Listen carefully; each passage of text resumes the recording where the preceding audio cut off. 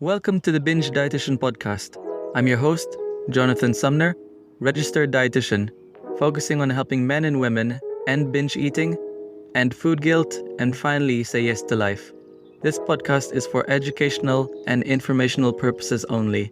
It is not substitute for medical and personalized advice. Hi guys, welcome to this episode of Binge Dietitian podcast. In this episode, I'll talk about the skill of urge surfing.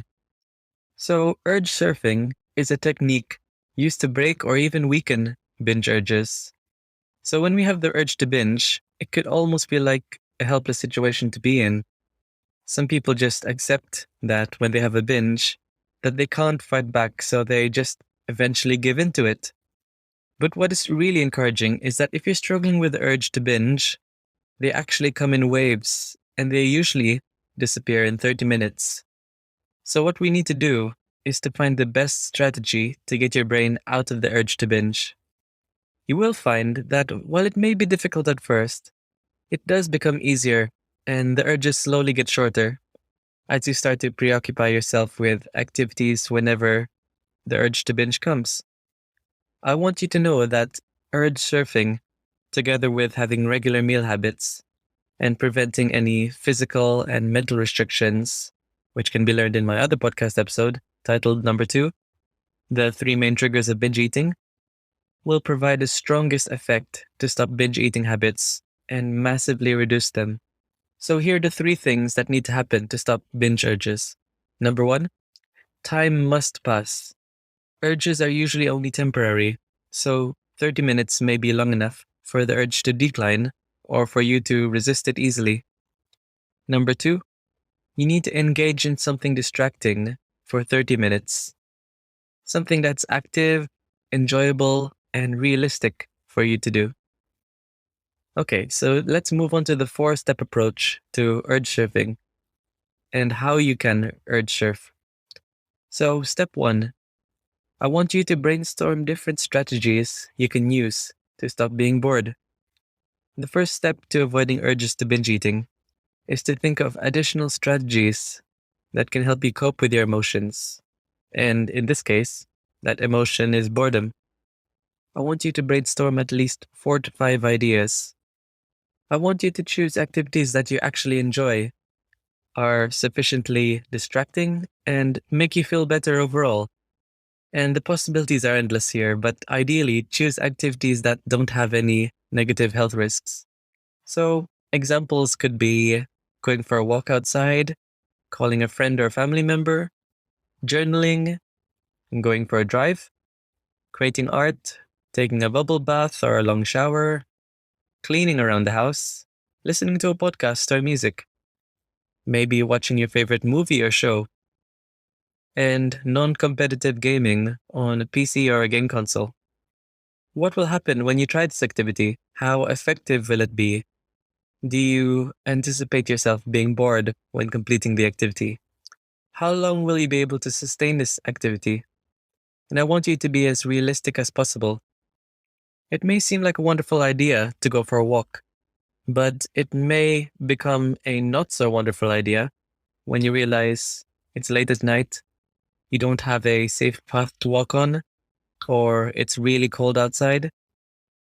So don't choose the activity that sounds the most effective. Choose the activity that will actually be the most effective based on your individual circumstances.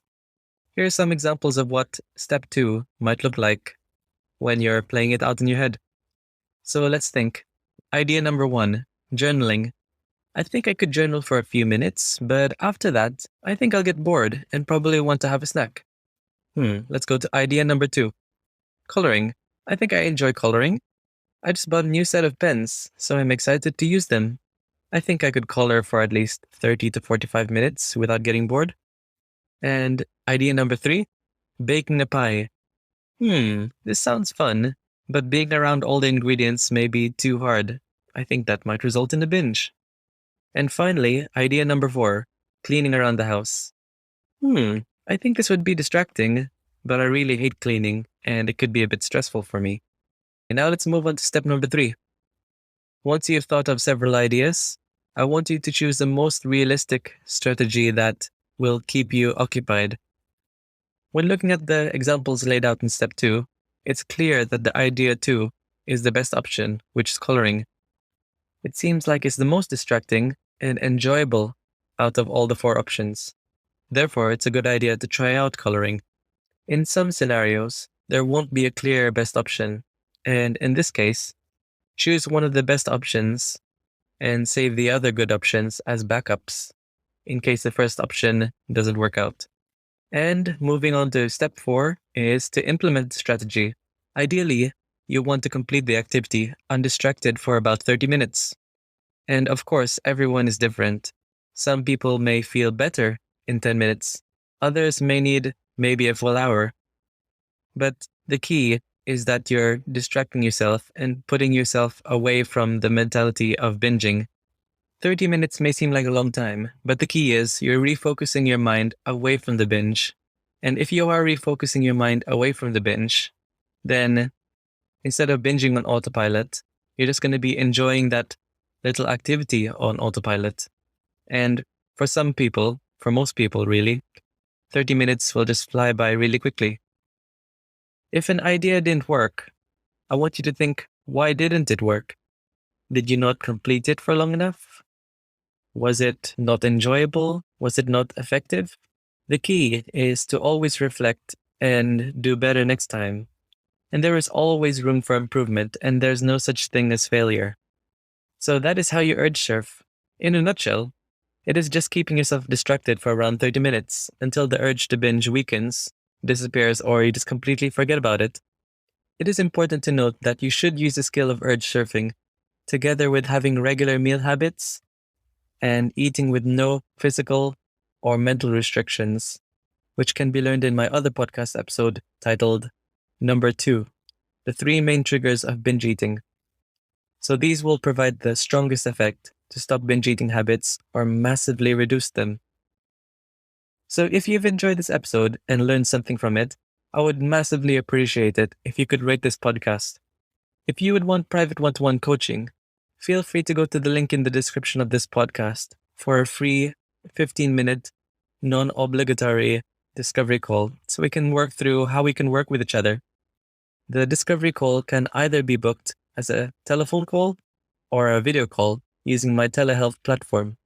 Thank you once again for listening, and let me know on social media, on Instagram at Binge Dietitian, how you got on with urge surfing. See you guys!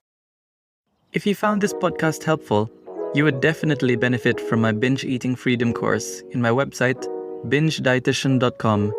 Learn more about the triggers to why you're binge eating and how to stop binge eating for good. No more food guilt, no more jumping from diet to diet, and no more shame. Go to the link in this episode for my binge eating freedom course to be one step closer to being binge free, starting today.